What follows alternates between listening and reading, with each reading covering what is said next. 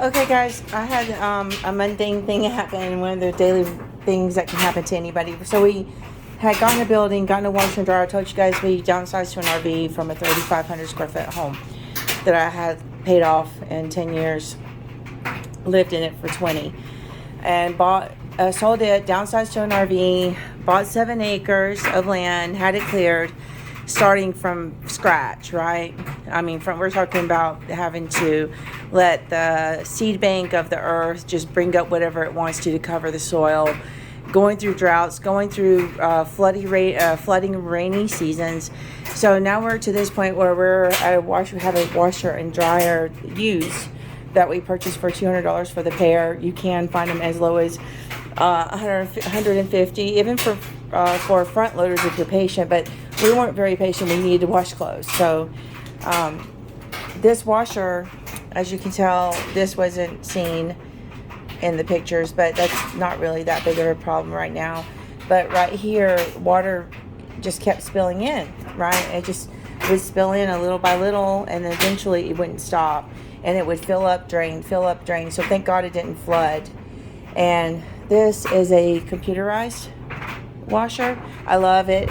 It does great, but that was the issue. So I started looking up YouTube videos like all of us do, trying to fix it for the least cost. And I'm going to tell you this. I watched a gentleman. I wish I could remember his channel. Maybe I'll go back and find it and have time to link it in because he deserves it. But he fixes washers or repairs them. He gives different scenarios, and we thought we were going to have to replace the valve, actually the solenoid. So I'd taken the top off, this part right here, took that, unscrewed it from the back, opened it up, saw the part he was talking about. But the key was, the key word with the problem was pressure. If there's not enough water pressure, your washer can and will leak water and eventually not stop flowing. So the reason why I knew it wouldn't stop flowing was because it just kept filling up, draining out, and I had taken off to town so it did it for an hour. It flooded my back part of the building. Luckily I have mulch and all that right there. So I unplugged it from the outlet. It was still pouring water. I had to go close the valve and figure out what I was going to do. Solenoids cost about $70. It's almost the cost of this washer. I didn't want to pay that.